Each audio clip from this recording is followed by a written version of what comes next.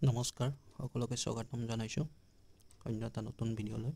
যিহেতু পৰীক্ষা আহি পালে এৰি গতিকে মেথছৰ টাইম এণ্ড ৱৰ্কৰ ওপৰত আজি কুৱেশ্যন ডিছকাছ কৰোঁ বুলি ভাবিছোঁ আৰু আহক ভিডিঅ'টো আমি আৰম্ভ কৰোঁ। প্ৰথমটো কুৱেশ্যন, টাইম এণ্ড ৱৰ্কৰ কুৱেশ্যন প্ৰায় এই পৰীক্ষাবিলাকতো আহেই, গতিকে আমাৰ এই আগন্তুক পৰীক্ষাৰ কাৰণে এইটো প্ৰয়োজনীয় আৰু খুবেই ইম্পৰ্টেণ্ট হ'ব। আহকচোন কেনেকৈ কৰিব পাৰি আমি তাৰে কুৱেশ্যনটো দিছে। এ কোনো এটা কাম 20 দিনত কৰিব পাৰে আৰু বি একে কাম 25 দিনত কৰিব পাৰে। সুধিছে এ আৰু বি একেলগে কামটো কৰিবলৈ কিমান দিন লাগিব। প্ৰথমতে আমি লসাগু উলিয়াই লওঁ। এ 20 দিন আৰু বি 25 দিন, 20 দিন আৰু 25 দিন,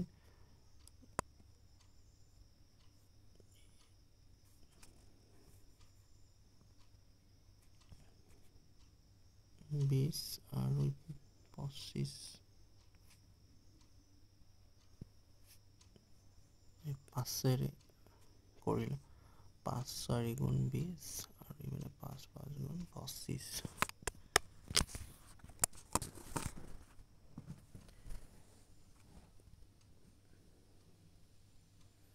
এইকেইটা পূৰণ কৰিলে আমি পাম 100। গতিকে 100টো হ'ব আমাৰ মুঠ কাম।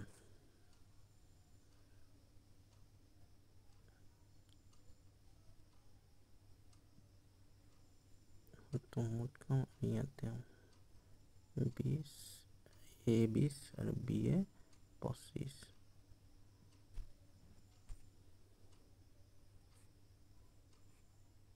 এ পাৰিব এদিনত 5টা কাম কৰিব আৰু বি এ পাৰিব এদিনত 4টা। গতিকে আমাক সুধিছে এ আৰু বি এ একেলগে কামটো কিমান দিনত কৰিব পাৰে। এতিয়া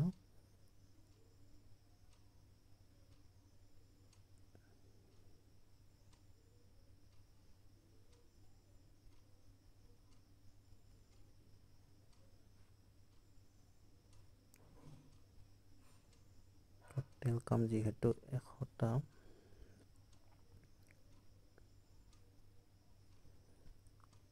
আৰু বি এ কৰিছিলে এদিনত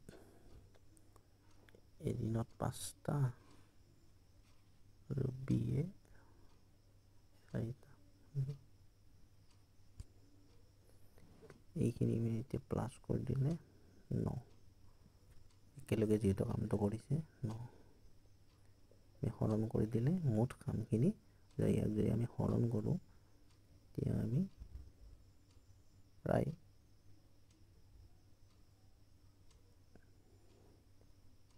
11 সমস্ত 9 একদিন।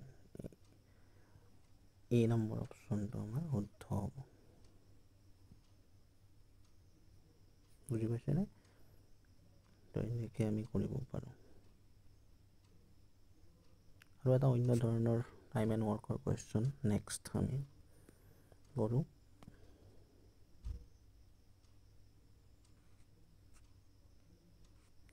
এনেকুৱা এইটো কুৱেশ্যন,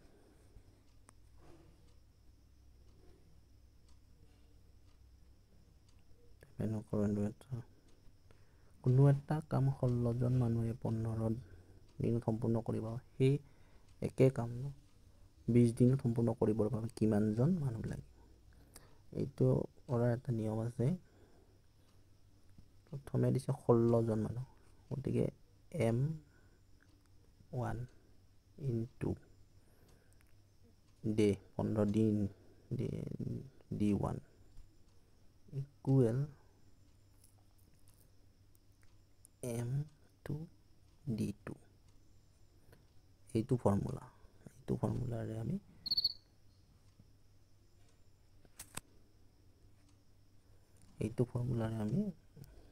কৰিব পাৰোঁ।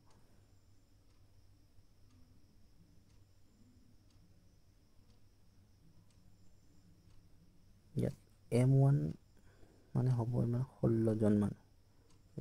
M1 16জন মানুহ।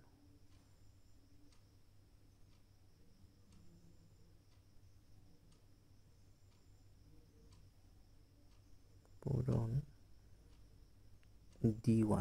D1 মানে হ'ল 15। তাৰপিছত M2 দিয়া নাই আমাক, যিহেতু কিমানজন মানুহে M2 উলিয়াব লাগিব। D2 দিয়া আছে, আমাক 20। তো M2 যদি আমি ইফালে ৰাখি যদি আমি ইপিনে লৈ যাব পাৰোঁ,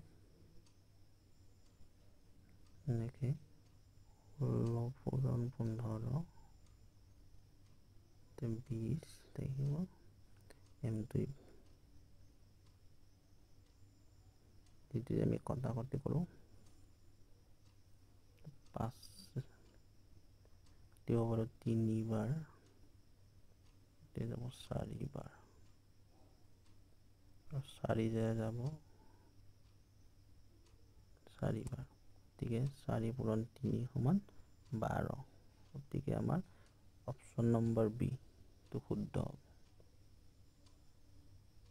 তো এনেকুৱা ধৰণৰ কুৱেশ্যন আমি প্ৰেক্টিছ কৰিলে, এনেকৈ কৰিলে আপোনাৰ অতি সহজ হ'ব। ধন্যবাদ।